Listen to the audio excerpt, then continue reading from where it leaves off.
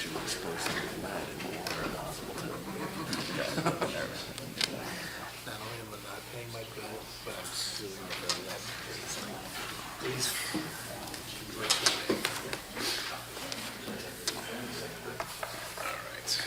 Fred? Call the meeting to order. Roll call, please. Mayor Sui. Present. Mr. Birnbaum is absent. Mr. DeLeo. Here. Mr. DePortero. Here. Mr. Schmidt is absent. Mrs. Wade. I'm here. Mr. Youngblood. Here. Notice of this meeting was provided to the Bernardsville News, Courier News, and the Star Ledger, filed with the municipal clerk, and posted on the municipal bulletin board on December 29th, 2015. Please all rise for the Pledge of Allegiance. Pledge allegiance to the flag of the United States of America and to the republic for which it stands, one nation, under God, indivisible, with liberty and justice for all.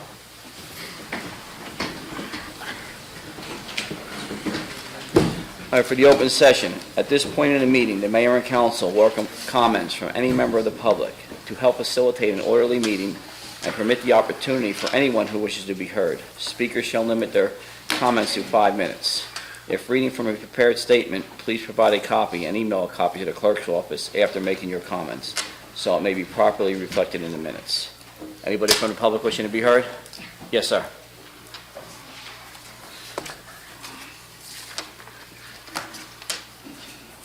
My name is Ed Murray, and I've been involved with a dispute between the condominiums and the fire people, fire coordinator for the inspection. And Yes. I just want to say that I made a mistake, Mr. Bidgie, in mentioning that our attorney sent you a letter or an email. She sent it to everybody but you. So the fact that you didn't get it, that's my mistake. Not a big deal. Thank you. Thank you, sir. Anybody else from the public? Seeing none, I'll close the open session. All right, presentations. When I have oath of office, I'm Chief Eric Woodruff.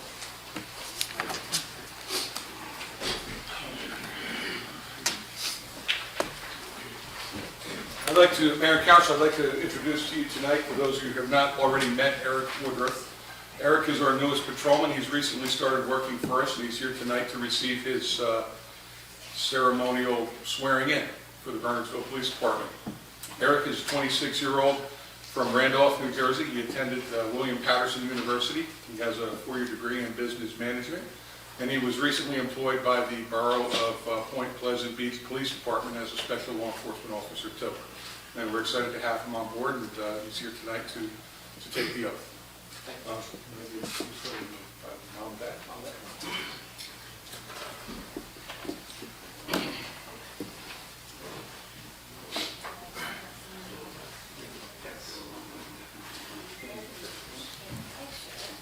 That tape is always in the way. Yeah, I got a smaller tape. You know, we'll move around. Solemnly swear That I will support the Constitution of the United States that I will support the Constitution of the United States and the state of New Jersey. and the state of New Jersey, That I will bear true faith that I will bear true faith and allegiance to and- the same and allegiance to the same and to the governments established in the United States and to the governments established in the United States and in this state and in this state under the authority of the people. to the authority of the people. And that I will faithfully, impartially, and justly perform all the duties of a police officer perform all the duties of a police officer according to the best of my ability. according to the best of my ability, And that I will not use my office and that I will not use my office to grant preferential treatment to grant preferential treatment nor to seek personal gain, nor to seek personal gain, favor, or advantage favor, or advantage not available to the general public. not available to the general public. So help me God. So help me God. Congratulations. Thank you.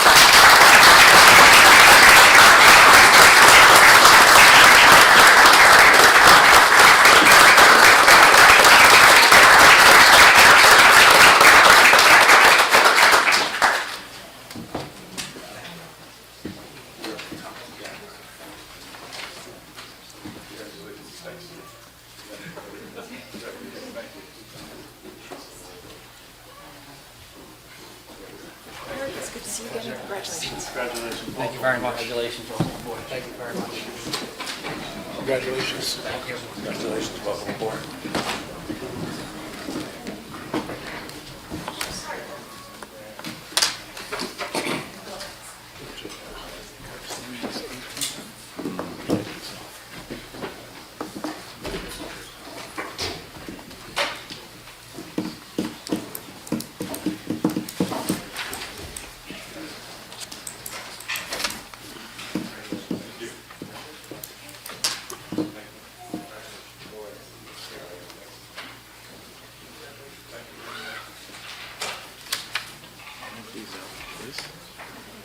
Thank you all for coming. Okay, now next we have a proclamation for National Nutrition Month. Allison, you're here from ShopRite. Would you like to say anything before I read the proclamation?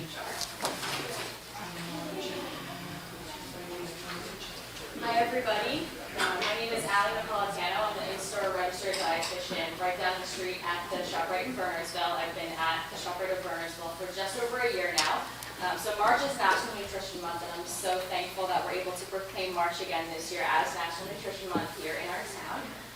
In terms of what I do in ShopRite as a dietitian, I do one-on-one consultations, I do recipe makeovers, I have some recipes here, so please feel free to take some. I also have some apples in the back as a snack if you're hungry.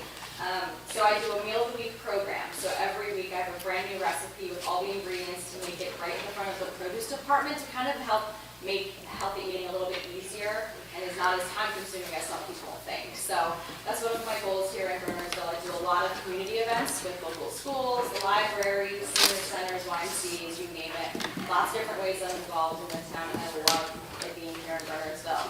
I started with ShopRite about 3 years ago, and I've been in Bernardsville for about a year. Oh, very good, thank you. Thank you. Some of those recipes are really good. And Allison, do I eat healthy? I see you follow me around the produce aisle once in a while, so that's the first spot I, right? She didn't say yes. No, she just said keep me on track. Okay, whereas food is the substance by which life is sustained, and whereas the type, quality, and amount of food that individuals consume each day plays a vital role in their overall health and physical fitness, and whereas there is a need for continuing nutrition, education, and wide-scale effort to enhance healthy eating practices. Now therefore, I, Kevin Suey, Mayor of the Borough of Bernardsville, by the authority invested in me and representing the Borough Council of the Borough of Bernardsville, do hereby proclaim the month of March as National Nutrition Month in the borough, and I encourage all citizens to join the campaign and become concerned about their nutrition and the nutrition of others in the hope of achieving optimum health for both today and tomorrow. And I proudly enter this proclamation into the public record of the Borough of Bernardsville on this 14th day of March, 2016.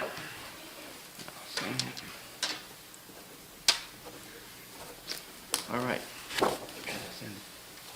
Thank you, Allison. Thank you. We'll give you. Thank you, and thanks for the snacks. Have a good night.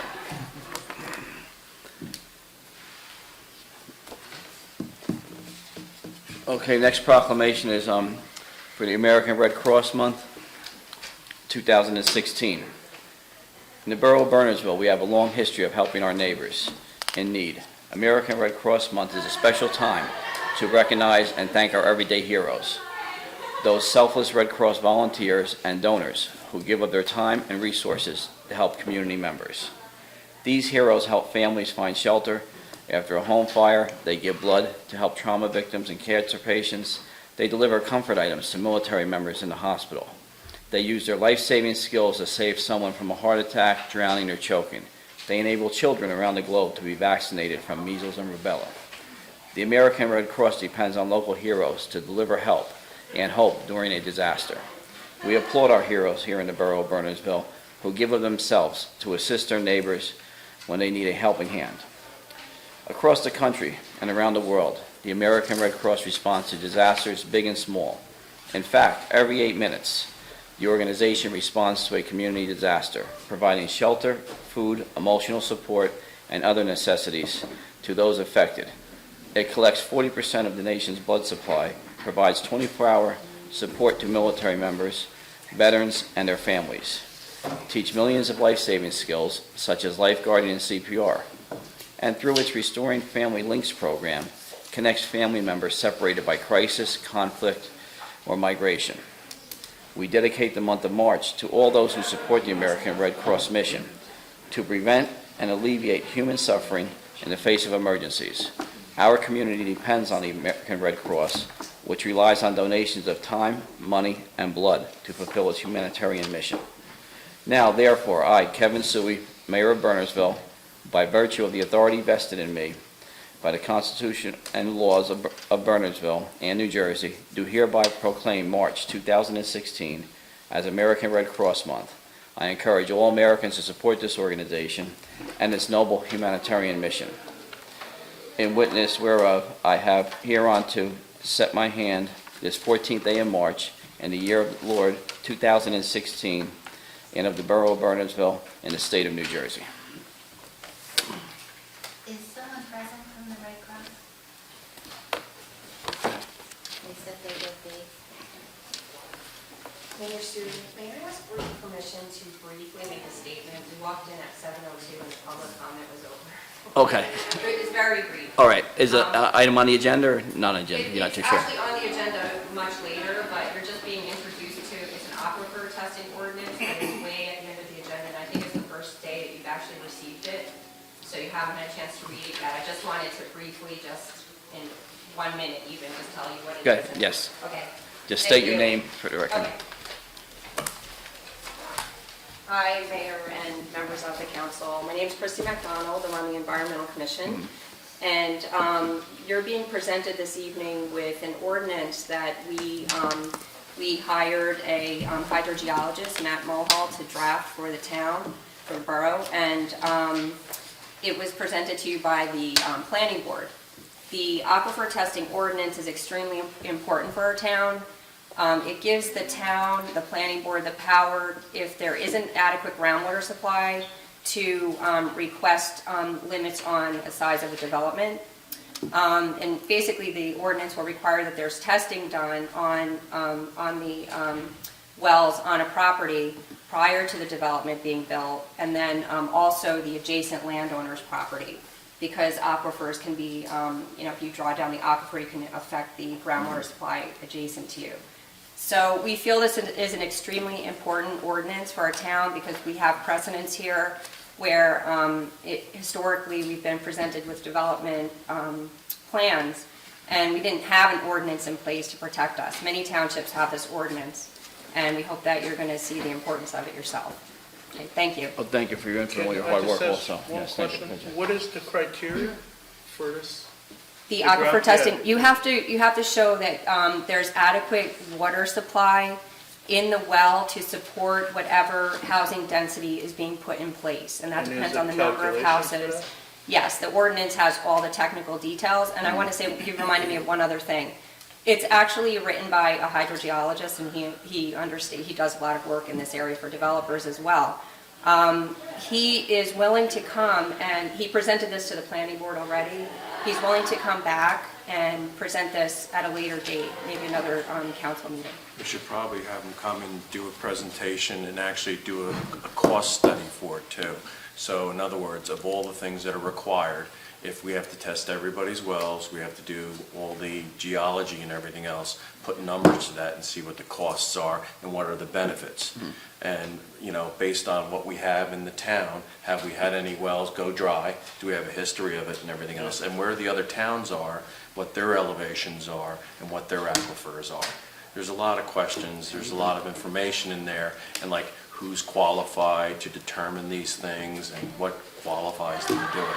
There's a lot of Yeah, information. there's a lot of technical And details one of the with things this. is before we want to do it, we want to make sure everybody in the town knows the potential costs and everything else and what we really get from it before we would do something. Because it'd be a bad thing if it cost somebody like $200,000 to do all this testing. Yes, and the ordinance we're presenting is a draft. It's definitely a draft, and it has room to, decide what size does the development actually have to be to require this, implementation of this ordinance. And that would be something that would be at the discretion of the town, the borough. Okay, Aren't you so recommending two or subdevelopment with two or more Yes, but the planning board is recommending 5 or more. So it's going to be a discussion we need to have as far as, current zoning, how many properties are actually, could be developed at this, that level, depending on which level we're going to look at, 2 versus 5. And then, it requires that we sort of see where it applies now, but also in the future, because zoning can change. One issue that came up is that properties can be combined, zoning can change, and there was one development in particular, the Vanderveer development, I think it was, and this is before my time on the Environmental Commission, but the borough tried to limit the development because it was drawing down the water in adjacent properties. And it caused a lengthy fight because we didn't have an ordinance in place. So it's just a tool.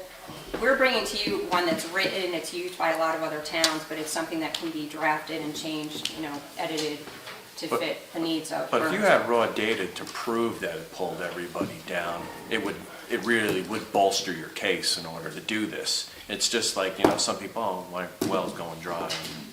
And you don't know what it is, whether it's Right. drought, it could be anything. Yeah, and we are actually consistently drawing down our groundwater in this region, so. Well, I'd like it's to a have that problem. data too. If they have Okay. that information, that'd be great.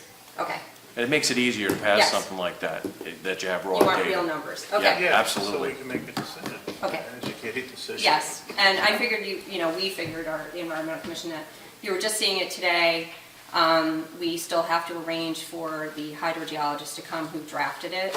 And, I'll try to make sure any questions you have, maybe I could check in with you beforehand so that we can make sure he addresses those questions. Probably a good idea. I mean, the Environmental Commission might understand it, but if we don't, the people are definitely not going to.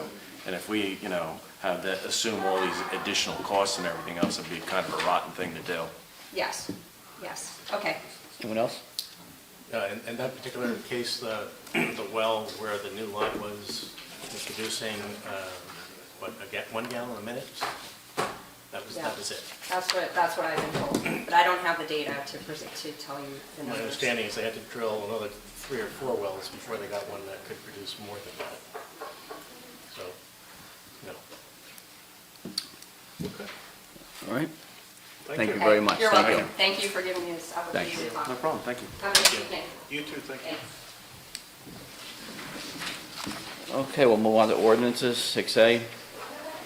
I'll open a public hearing on 16-1711, an ordinance to exceed the municipal budget appropriation limits and to establish a cap bank under New Jersey SA 40A 40-4514.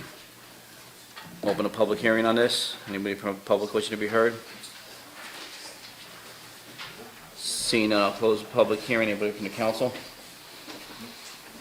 Okay, I entertain a motion to pass on final reading and adopt as published.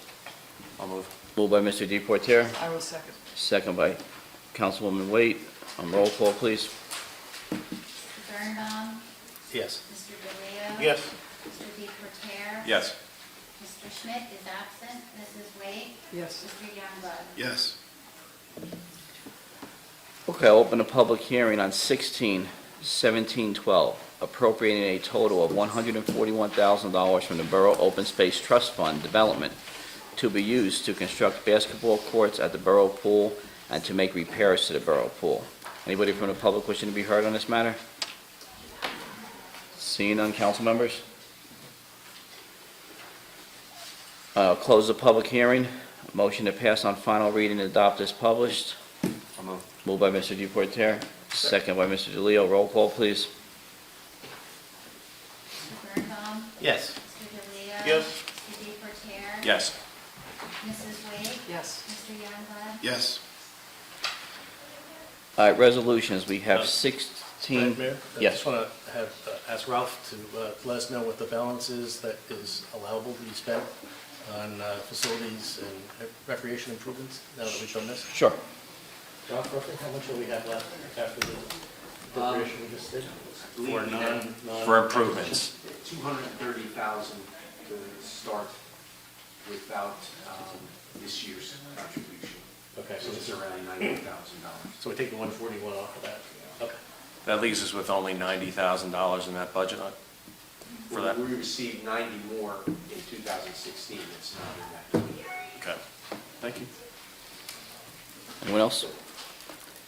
Okay, resolutions. We have 16-51 through 16-67 was added on. Just for public's information, 16-67 is confirming appointment by Bedminster Township of a certified municipal court administrator.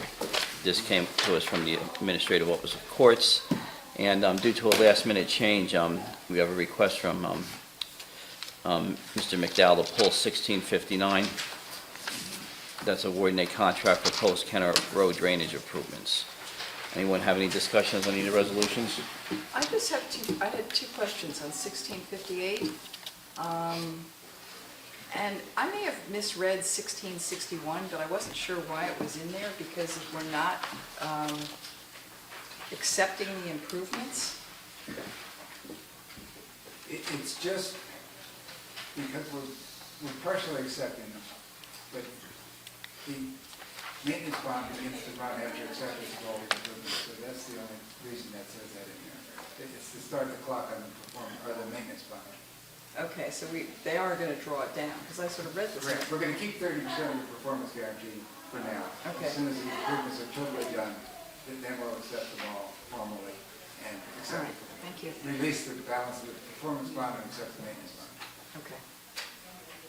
Anyone else? And for the record, we have 1666, our budget introduction for 2016 listed as separate. So if there's no further discussion. Wait, on 1658, Cheryl and John, the lawn maintenance, is that, last, or 2 weeks ago, actually it was 3 weeks ago maybe, Joe was up here complaining about the quality of the fertilization or the quality of the fields. This has nothing to do with that. This has nothing to do This with it, I is just all want to cutting. make sure. Well, it's cutting, but I was concerned about the lawn maintenance portion of it.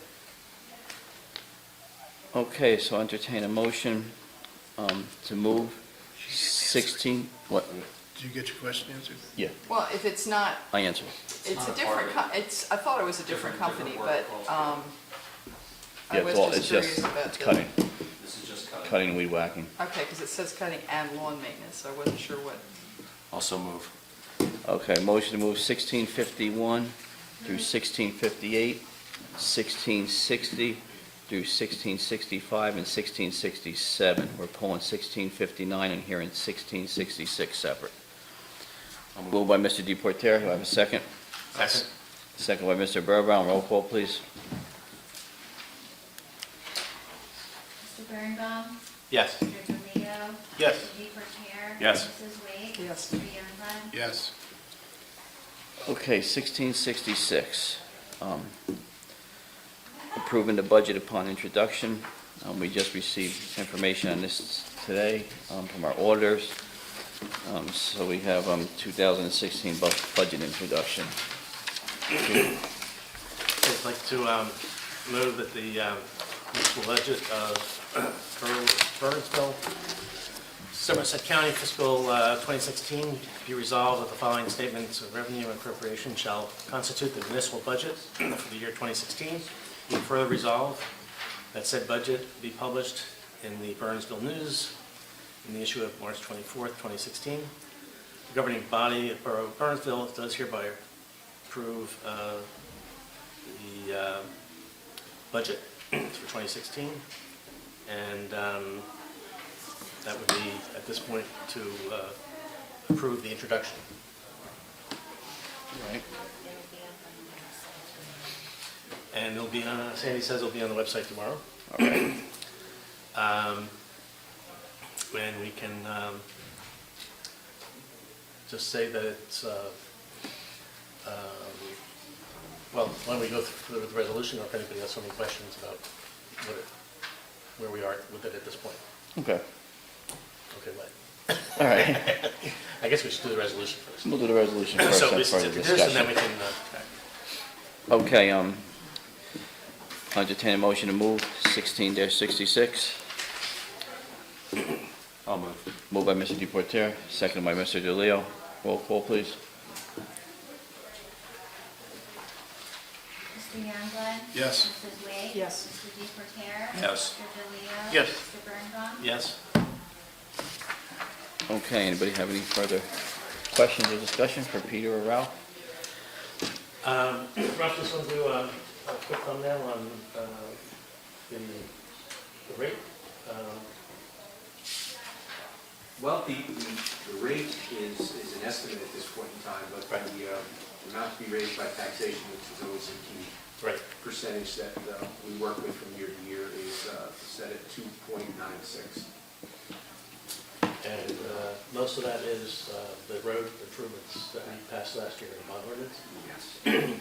So the vast majority of it is, it's a little over 1% is just our operating expenses, salaries, benefits, and all those other things.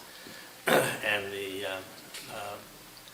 about a little bit less than 2% is the debt service for the long-term financing we did to pay for all the road improvements that are being done and being done quickly, really for the next 3 years, along with some other capital improvements.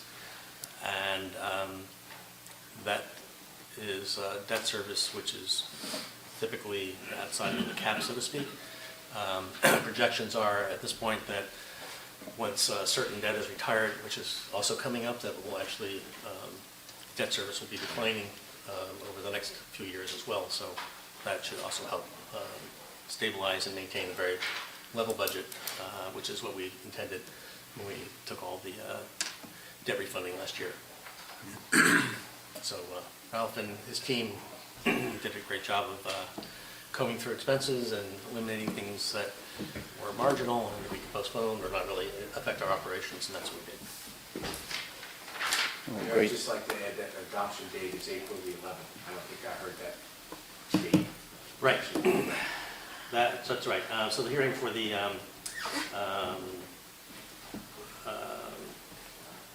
hearing on the budget and tax resolution will be held on the municipal building on April 11th, 2016 at 7 p.m., at which time, in place, objections, questions, and so on to the budget resolution for 2016 may be presented by taxpayers and other interested parties. Anyone else? All right, well, Finance Committee, Ralph and your team, good job, thank you very much. You're welcome. Thank you. Okay, 6D, request to land Army National Guard helicopter on the Polo Grounds. It's from Bedwell School. Anybody have any concerns or opposition to that? Is this something new? It seems to, yes. It happens that a student there has a father who's in the National Guard, and I guess they, But Okay. Amy Phelan's yeah. There's agreed drug with it, enforcement so- too, correct? No, As it's, well with they theirs. contacted us. This is part of a school presentation that we're doing. They're asking the Army National Guard to come in and land a helicopter as part of their counter-drug awareness program that they do. We've done this in schools throughout the state. As you know, the Polo Grounds is owned by the borough, not the school district, so when they came to us, we advised them that they would need borough council approval to do this. In addition to doing the school presentation, they're actually going to be assisting us with some of our critical infrastructure surveys after they're done with the presentation. We'll be doing some aerial photography of some of our critical infrastructure to augment what we do with our emergency management plan. Very good. They'll be in the middle of the field, away from trees and things. Well, we're going to try to hope have so. a rooftop. We thought that would be the best idea. As long as it's not our rooftop. The fire department will be on hand. They'll set up the landing zone, follow the appropriate procedures for the safe landing of the helicopter. I was really referring to an accident that happened a couple of years ago, which you're probably aware of, where the vortex was significant and pulled trees into the area. We have a lot of space up there. Yeah, I know, we have a large space, that's why I was, Just to worry about all the grass seed that we're gonna blow away and Joe. I have to award the contract first. All right, so any opposition to this? All in favor? Motion? Yeah, I understand the motion. Mr. Leo? I'll move. I'll second. Second by Mr. DePorter. All in favor? Aye. Opposed? Abstained? The ayes have it. Okay, 6E, 2016 Professional Services Agreement, proposal from Michael Califani. We had already voted on this, correct, Sandy? This is just, It's just for information because the new proposal came back with the contract. You'll recall you reappointed him at your reorganization meeting. We hadn't seen this proposal until it came back with the contract, so I just wanted you to be aware. I was a little surprised that his charges went up $40 an hour. I was like,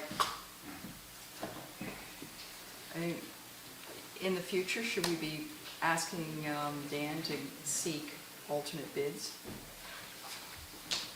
That's up to you, I guess. yeah, Yep. I think that's a very good idea. Yeah. It's always nice to have a little competition. Anyone else? Okay, 6F, draft ordinance to add aquifer testing requirements to certain land development applications. That's, We just briefly had a fairly good, I just made a note that it would be back on the agenda when this hydrologist is available. Mhm. I guess we'll have to wait to find out when that is. anyone else have any comments on that? But I think if you just let the environmental commission know when we would like to put on the agenda, I'm sure we'll respond quickly. Anyone else? I was just curious, as questions to throw out, why the planning board felt that it was only necessary with developments of 5 or more. I thought actually the original proposal in here was for 2 or more. So, I mean, it's just, how many more, I mean, it seems like it's an issue in the borough, for surrounding neighbors, and how many developments do we have of 5 or more with wells? Well, since I'm on the planning board, I can tell you that was a question is, there's, I think one of the members said off the top of their head, maybe 3 properties that are currently zoned that could possibly accommodate 5 or more units. And the answer from the Environmental Commission was that as we are zoned today, if properties were combined in certain places, sometimes that's possible to make a different kind of scenario out of that. If somebody went to, got it appealed and contested or those things, but also most importantly is 5, 10, or 15 years from now, maybe the zoning changes, and that would allow more to happen.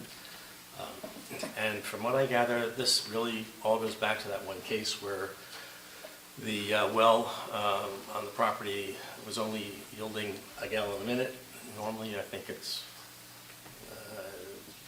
like 4 or 5 is sort of the minimum that you want.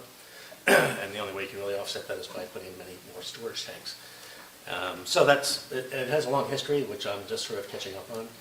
But the planning boards thought that it was potentially too onerous and too costly, and had some other comments. Well, I think Mike's point earlier that, it would be interesting, we need to know the cost, and that wasn't included in here, but if there are only 3 properties at that 5...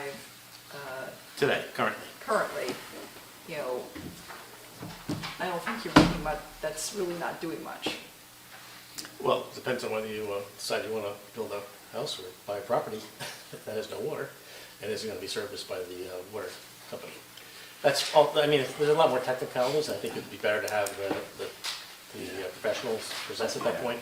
We need an education on it, Yeah. really. Yeah. I mean, So- before we put anything out there. Yep. So if There's There's no also, cost. there is an appeal process. I asked about that and somebody else did. So yeah, there is always an appeal process. Nothing is permanent. refer to the And the appeal process will be costly too. Yeah. Refer before that the aquifer in some parts of town is running low. Where's that evidence, and we need to see that, that kind of story. I don't believe there's any discussion of that because no one knows. Most of the well information is private and it's not shared by the Board of Health. And there's no really regulations in New Jersey of private wells as far as I know, other than when you're selling a house. Before you put a well in, you have to register it and everything else, and before you leave, or you have to cap it, and it has to be registered, and you have to actually do a test on your well water. Yeah, my understanding is you're supposed to do that, but that doesn't always happen that A way. lot of the well drillers do it for you and everything else and give you the information. Yeah. This particular case, there are faults and fissures, and that's what caused the problem on this one. So once they finally move the well across the fissure, and then there was more water. And so, you know, it was underground. Listen, I lived in a house, didn't have any water in the basement for 12, 15 years, and then all of a sudden it had 3 inches. Yeah. Strange things happen underground. Yes. Well, we lost that one pond up there after that earthquake a couple months ago. Yes. That was, I understand it was a supply line, but there But was it something. happened like 2 days after the earthquake, maybe the line cracked or whatever it was. Yeah, so I guess they put a new line and they sealed something, and then that pond hose. It'll silt itself back in the cracks, but it takes time sometimes. Yeah. Okay, so we're gonna get educated. All right. Yeah, Very good. Anyone else? Okay, 6G, Recreation Program Refund Policy. Do you have any questions for Cheryl? It's pretty I may be reading this wrong, which could well be, but are we refunding 90% or 10%? Because if I read this, it says that all refunds over $100 be 10% of the initial fee, Right, so that we would only refund 10%.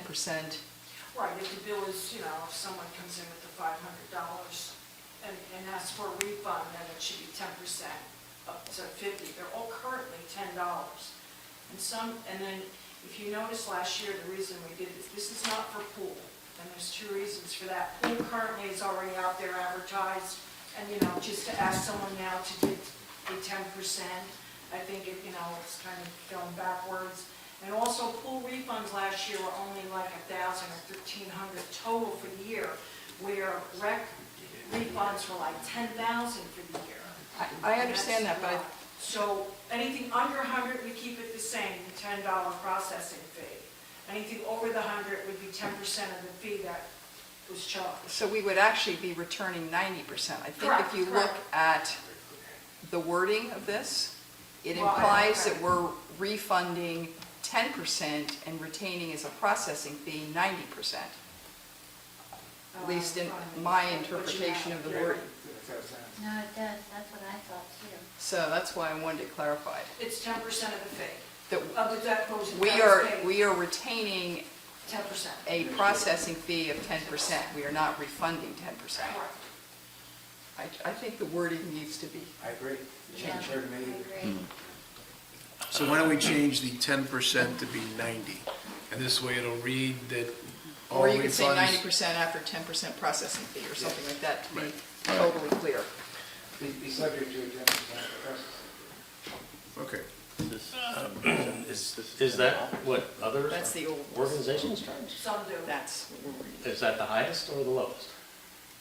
Did you do a survey? Well, some, Bernards Township still does just the $10.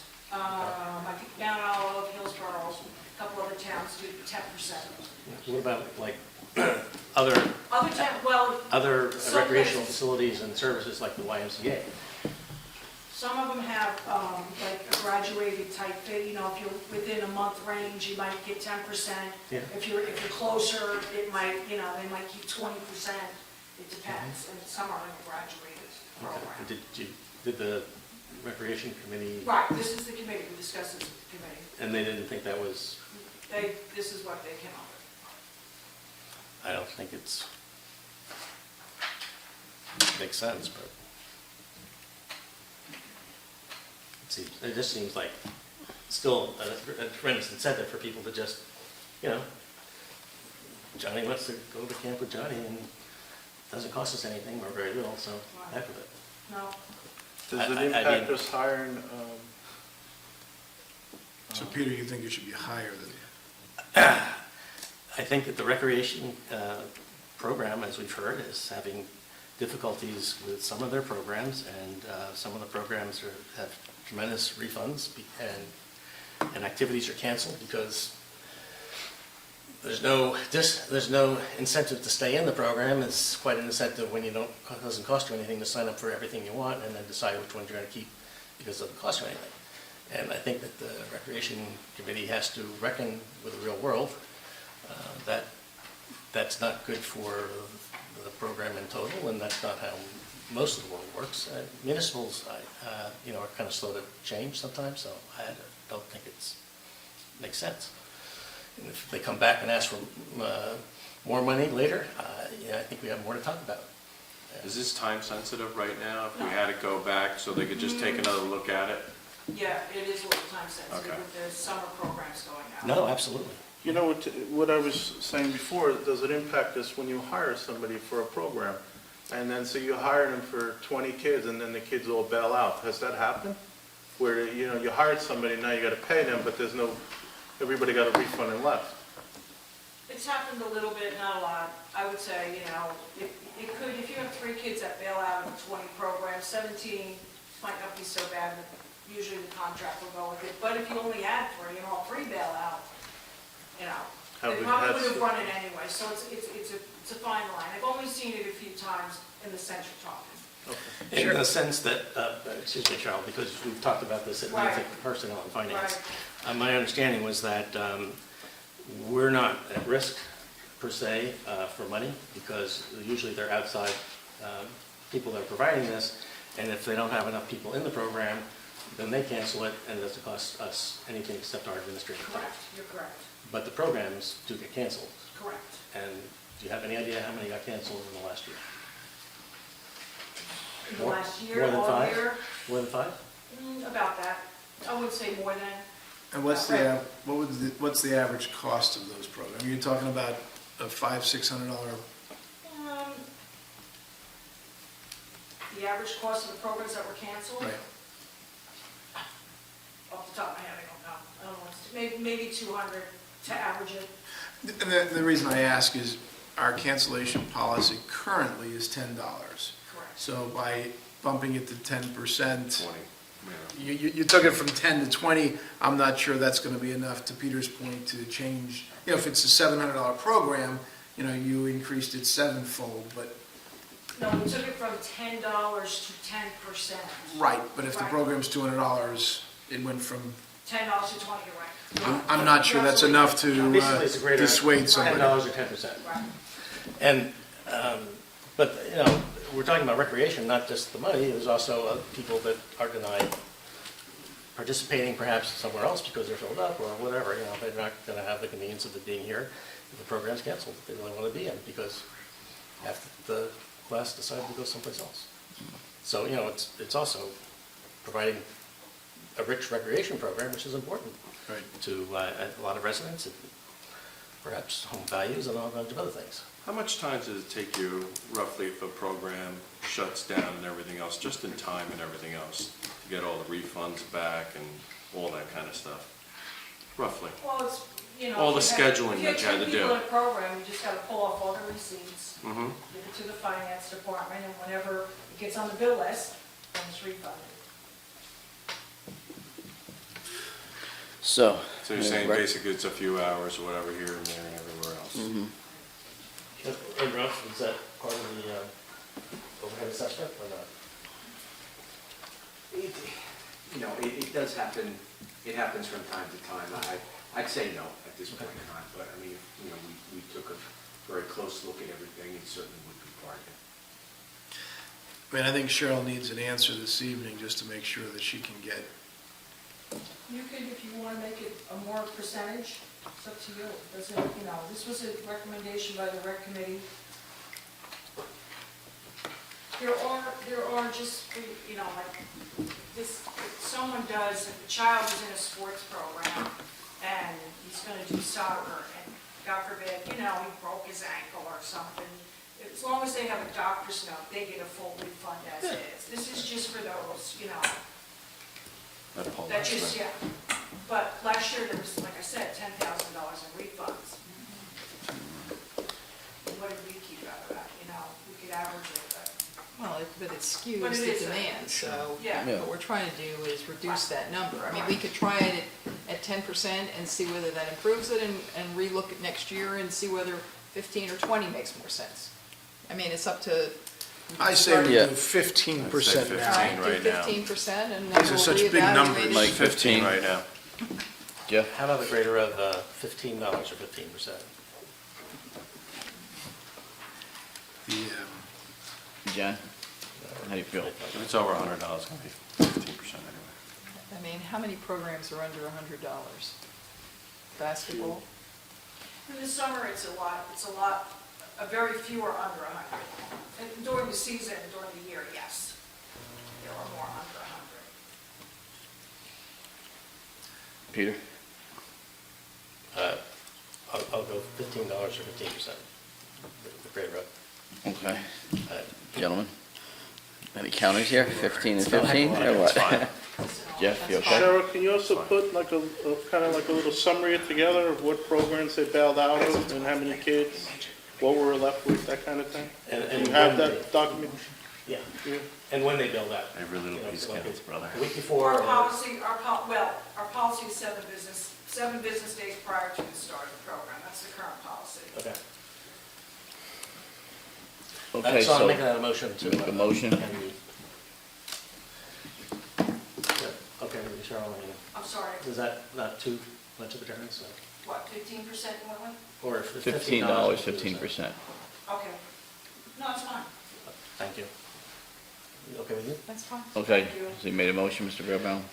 Second by Mr. DeLeo. All in favor? Aye. Opposed? Abstained? The ayes have it. Thank you, Cheryl. Thank you, Cheryl. All right, Bedwell School sidewalks, John? Anything on that? In a Saw nutshell, we've correspondence. received plans from the engineer from the Board of Education regarding the sidewalk along the swimming pool driveway up to the middle school. I think we're all in favor of the sidewalk being there. It'll greatly enhance pedestrian safety along through there. It's been reviewed by the borough engineer. We had the engineer, their engineer, put the property boundary on there, and just about all of the sidewalk is on borough property. There is a low retaining wall that is almost entirely on Board of Education property. Ferraro's office made some comments related to, typical construction comments related to grades. Some of the details weren't too clear. Their engineers agreed that all the comments were fine. They have no problem with them. Spoke to Jack as we were going through it. As the sidewalk will be on borough property, but almost exclusively is serving the school, we think it would be appropriate for the borough to enter into an agreement with the Board of Education, making them responsible for the maintenance, both physically of the sidewalk and for snow removal and treatment with rock salt. There should be an indemnification also, because it is, again, it's on borough property. But aside from those few issues, their engineer's been very helpful and cooperative. Board of Education's very, very cooperative.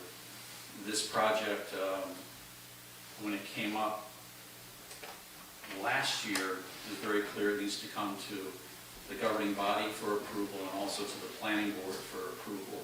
I think that part was kind of missing in the Board of Education's plans. They are now aware that they do need to go to the planning board with this project.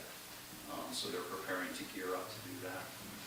When we discussed it in Public Works, I was unaware, probably because of the prior condition of the driveway, that the Board of Education had been putting the speed tables in there for a few years, I guess. Again, you wouldn't have known it because of the condition of the driveway. But this year, when they decided to put the tables into the recently paved driveway, it's done quite a number in both locations. There's some 200 holes for each table in the asphalt. It was drilled, there were supports put in. Some of those supports have been pulled out. Councilman DeLeo pointed out to me that there are now cracks running across the width of the driveway. No, those pictures were terrible. If you go and you drive, you need to get out and walk it and look at it. If you drive it, it doesn't look too bad. You get out. It was just paved this summer. It's a real shame. I spoke to Nancy Hunter about it. The Board of Education will make good on the repair, whether it's milling it out right now and repaving it. But if we do that and we put the tables back, we can expect the same thing to happen. Maybe we want to encourage them to put concrete in with some anchors that we can bolt the If they're gonna mill it out, that's probably the way to do it. Mill it all full down. Mill it out and Or put some rods in there, that's perfect. So we'll work with the Board of Education, but again, they're fine. They agree that they need to do something to make it a little bit better. But it's my understanding that the tables are effective and that it is something that they would like to put back in there. The chief can probably comment more about that. So Johnny took it out for the winter for plowing? Yes. That's what, okay.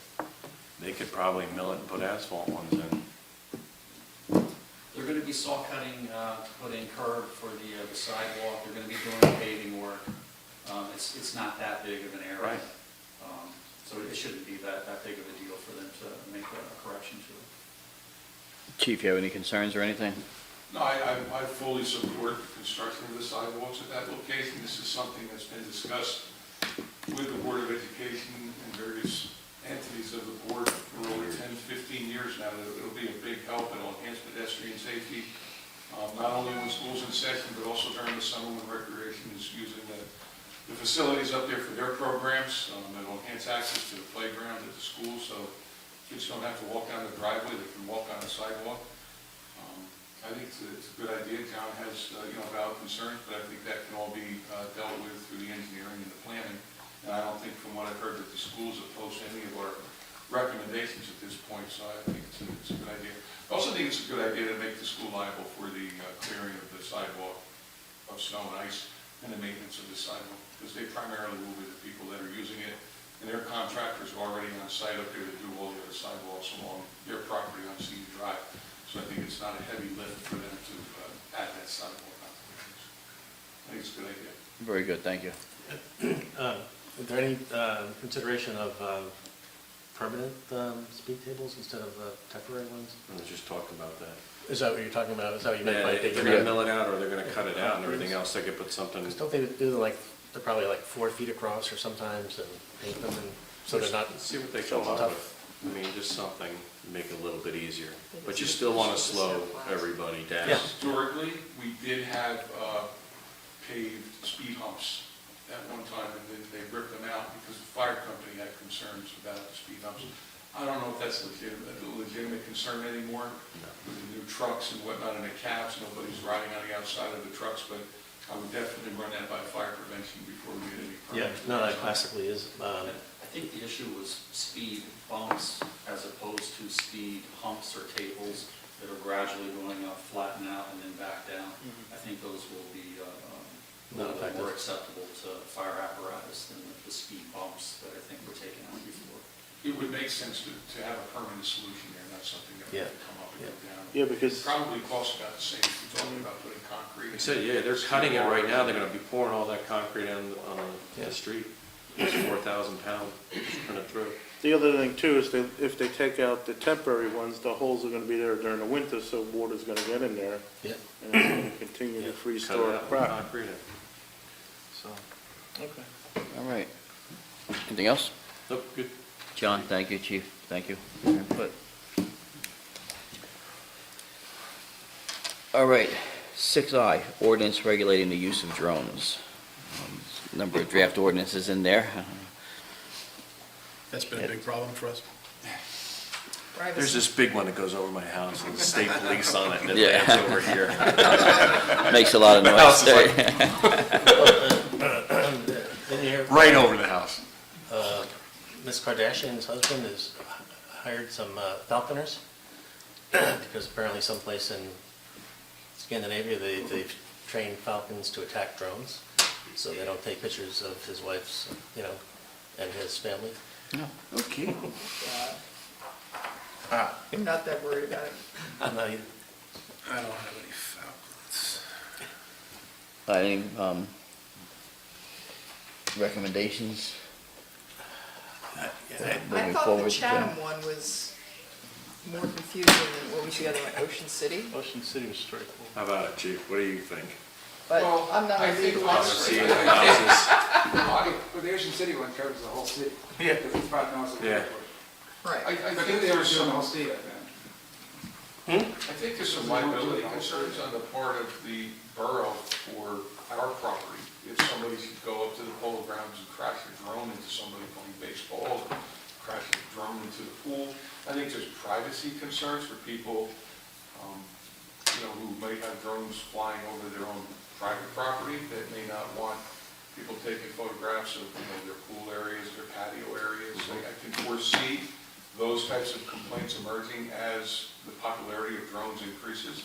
Communications, hitting antennas and everything else, damaging Property, things. property damage, security concerns about critical, drones around critical infrastructure. I'm not aware of any model ordinances. I haven't seen any model ordinances. I'm sure that there are going to be some things that are coming out of this. I know primarily the FAA does have control over Licensing. regulations, licensing, and some of the operational controls of the flight of the drones, but I'm not sure to what extent, Jack, the borough might have, the right to limit drones. And I can also foresee noise complaints that may be generated from drones. Some of these drones, I've seen some not in Bernardsville, but some of them are very loud. So, it may be in violation of our noise ordinance already if it's distracting and, My worry is like, say, the fire and everything else. Yeah, we had 2 news helicopters up and everything else, but what if somebody comes around and it's low and a drone and everything else around the hook and ladders that were out there and it's just in the way? No, I think there's some legitimate concerns, and I would be interested in seeing, what some other towns have done, maybe some other states have enacted some legislation controlling drones. I don't think that it should be prohibited, flat across the board, because I think there's certainly some legitimate uses of it, some recreational uses of it, but I think we need to be cognizant that there needs to be balancing, and, What about the state right now?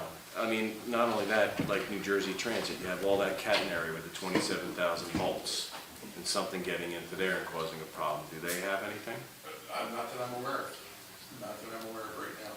I think it's something that needs to be looked into. It's not going to be an answer we're going to get overnight, but I think we can start to make some inquiries on our end. Jack or Ralph can start to make some inquiries on their end, and we can see what else might be out there that we're missing. But this is Plus, all we have the territory. substations over there. We have I so know. much going on. Something goes in there and you shut down half of the grid. I agree. There are some concerns. But this came up at rec because was it Baskin Ridge was considering putting something in because kids were in the field and people were flying drones above them. And just the point of them taking pictures of children in itself is a problem. All right, so we'll work on this further. It sounds like it's safety, health, and welfare as opposed to, Yeah. a total ban. Is that what we're talking about? Well, All right, I'd Chief, like to, whatever we'll do through can we public study what the safety. state's doing? When will the public safety look at it? Yeah, That'd be great. All right. do it through public We'll see safety and we'll see what we come up with. Take up and bring it back to council for some further discussion. Very good. Thank you, Chief. All right, 6J, fire inspections. Jack, do we have any updates on anything here or no? I think Ralph has an update. I attended a fire prevention meeting this evening, and I just wanted to report that they are unanimously in favor of continuing the inspections. They're willing to believe that the price of these inspections are too high.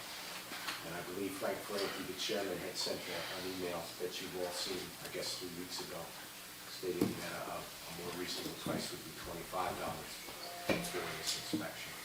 But that's really their position at this point.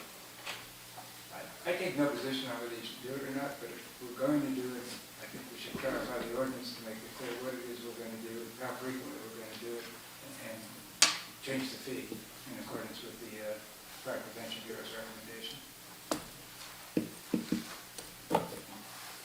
So did they come up with a laundry list so we could look at it on what the fees should be, or we're just going to determine it ourselves here?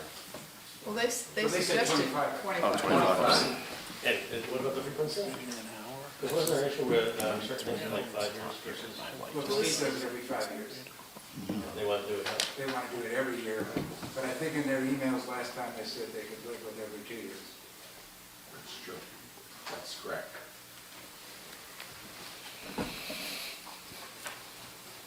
Well, the issue is if they're doing it every 2 years and the state comes in on the 5th year, so we're not doing it basically years 1 and 3. That's what it sounds like. Yes. Or do we then go, state at 5 years, then 7, 9? I mean, it doesn't matter, but, That can get pretty complicated. yeah. Yeah, and the state's doing it every 5 years, and that's what the state, we follow the state guidelines, don't we? Noise ordinance, a whole bunch of other things. Yeah, if the state's inspecting, it's being inspected. I mean, I appreciate the safety concern. We're talking about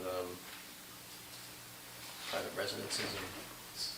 I'm sorry, just. Yes, sir. May I just interrupt briefly? Yeah.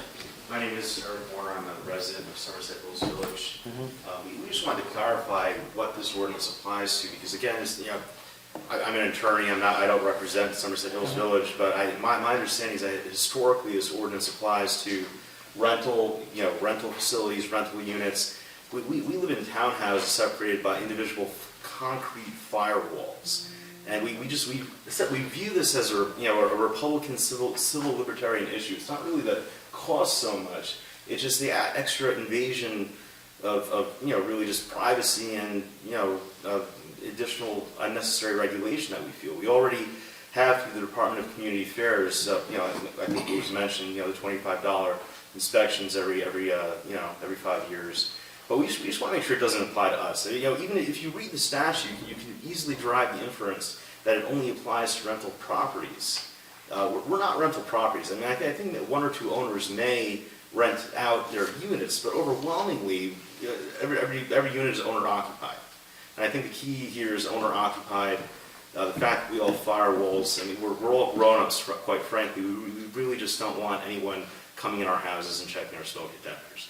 If this ordinance is supposed to apply to, rental facilities, I don't think we have many tenements in town, or what have you.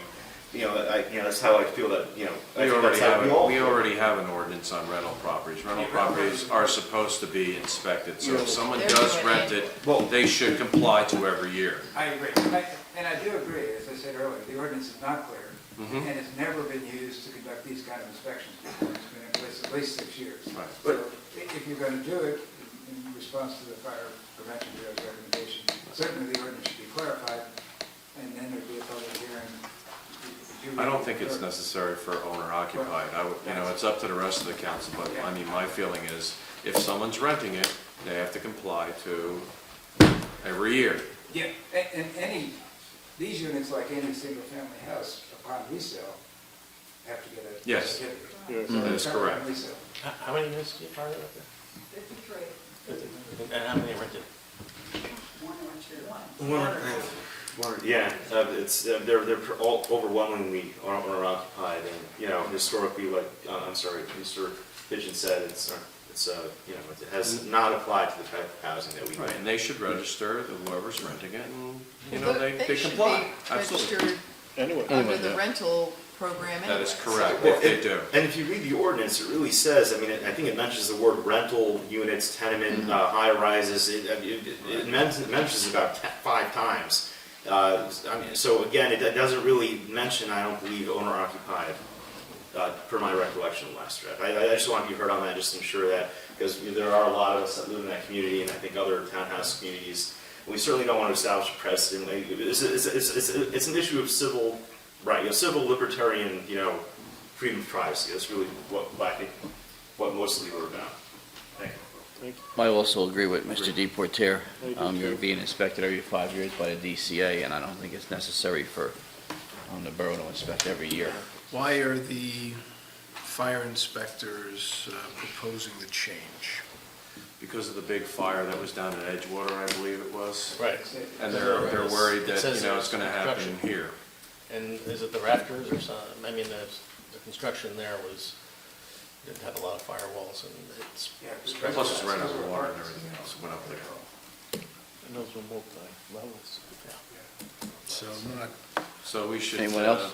clear that up, I guess? Yeah, now, if that's your decision, which is fine, then I think you ought to direct the clerk of CFO to return those fees that have been paid and remaining held, those units that have already been. Unless Cheryl wants to keep 10%. So should we take a motion or All whatever? right, yeah, let's take a motion. Just move. 15. I'll Move second to, it. all right, what do we, all right, we're moving to, Refund. Refund. refund, whatever fees were collected for these fire inspections on owner-occupied dwellings. They should comply to the DCA, and And- if someone rents it, they should, Well, Jack, do we need to change Register. the ordinance? Or are we're saying the ordinance does not apply in this situation? I tell you the truth, I don't think the ordinance mandates these kind of inspections. Okay.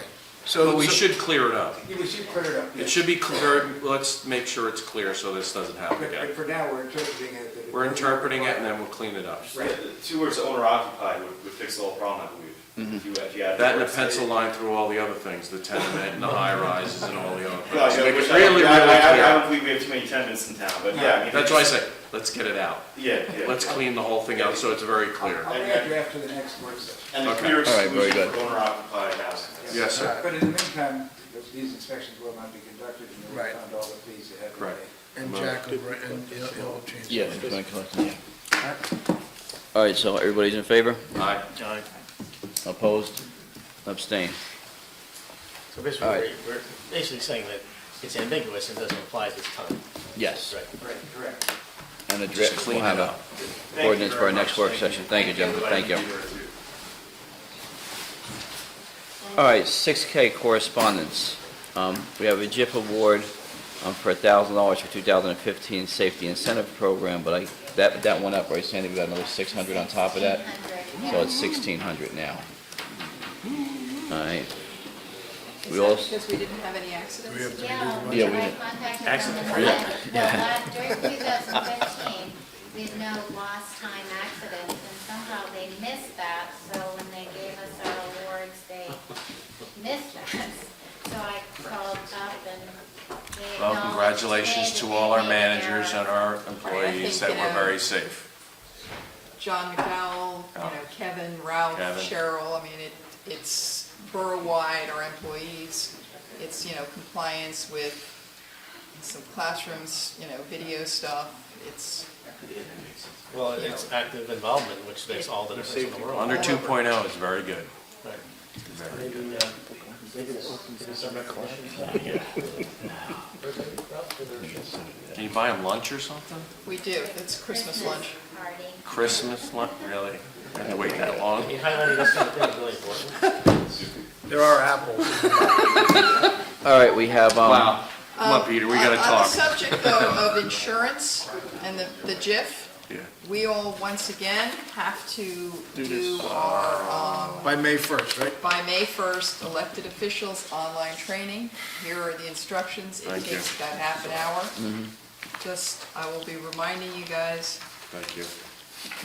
all right. this month, between now and May No, 1. that's good right here. All right, in addition, I'm almost happy. second piece of correspondence is JIF Certificate of Achievement for 100% completion of 2015 Safety Incentive Program and for reducing lost time frequency or maintaining incident rate at or below 2%. So, I just brought the training up. Okay, third letter of correspondence, we have a letter from David Grubb, the MEL JIF regarding the 2017 and 18 Employment Practices Liability Program. Anybody have any questions or comments on that? Yeah, I was actually shocked about the deductibles and the limits. And I did inquire with someone I know who does a lot of complex stuff, and they said, yeah, it's really expensive. And we probably couldn't, I mean, the coverages that we have are generally more expensive than everything else. So my only question is, I know we're happy with the JIF and so on and so forth. When was the last time that we, sort of examined alternatives or did any kind of evaluation? Is my question. You mean, go out just as Bernardsville to the open market? Absolutely not, because that's not I was gonna a say, good way to go. I know that a couple of towns aren't in this particular JIF. I'm just asking if if the risk profile and losses are terrific and better than everybody else's, then that would be saving us money almost by definition. Ought to be reflected in our premiums, The yeah. JIF that we are in, actually historically, compared to most of the other JIFs within the overall framework, has a lower loss ratios. Okay, good. How are the rates, though? They commensurate with that? I mean, that's kind of what I'm getting at. That's kind of what- We don't have all the rates, I mean, because we don't pay the same rate as Summit does. Right. You know, there's a lot of experience loading on it and Right. stuff like that. So basically, I mean, have we done Comparison. in the last 5, 6, 8, 10 years, have we done a more formal, review and like we like to review things in general? Is there can't one comment. JIF that dedicates to small towns, like under 10,000? I mean, because if we're in a JIF at large towns, Well, does we that are in impact with us? 77. Far Hills, Bedminster, Basking Ridge. Summit? Summit is the largest, Summit's the Westfield. largest, okay. So, I mean, it's a geographic as much Okay. as anything. I mean, past experience, one time we went into a common health fund because it was less expensive, but after like 3 or 4 years, the state program was a better deal, and we went back to the state program. But periodically, like any, you gotta check before. Competition. And that's it. Yeah. Meeker Sharkey used to be Curly Agency, did that for us a couple of years ago. About 3 years ago. 3 years ago. That's the last time we did it? Okay. I mean, that's Close enough. yeah, I think, I would not do it right now. All right. Very good point, Peter, very good. Anyone else? Okay, final piece of correspondence is a notice regarding Raritan Headwater Stream cleanup on April 16th. It's invitations, so feel free to participate, anyone who would like to participate. Any volunteers yet? No? Okay, come on. If I'm Tim. around, Raise I your might hand. do it. All right, there you go. I might come out too. Yeah, They there's, Yeah. won't tell you where they're gonna work. I'm gonna do by Claremont Field. they haven't defined it quite yet. I think they do that after they figure out how many teams and so on. And then It's they'll kind of messy. let people know. Apparently, it's usually a lot of fun, and T-shirts are given away Yes. and other things, and it's educational as well. Okay, prior to going into closed session, anything else? Council? All right, closed session, we'll be discussing the proposed lease of dumpster Squid property, contract negotiations, housing inspection contract negotiations, professional services contract negotiations, and personnel matter, and fire prevention appointment. And also, if we could just add, Mayor, Resolution 59 that we did, or carried earlier, Yes, Resolution 59, with a brief explanation. referring to post-Coonhart drainage. All right, entertain a motion, moved by Mr. Deportaire, second by Mr. Youngblood, all in favor? Mayor, we should be coming out, though, to take some action. All right, so after the closed session, we will probably be coming out taking action on one of the items. Thank you.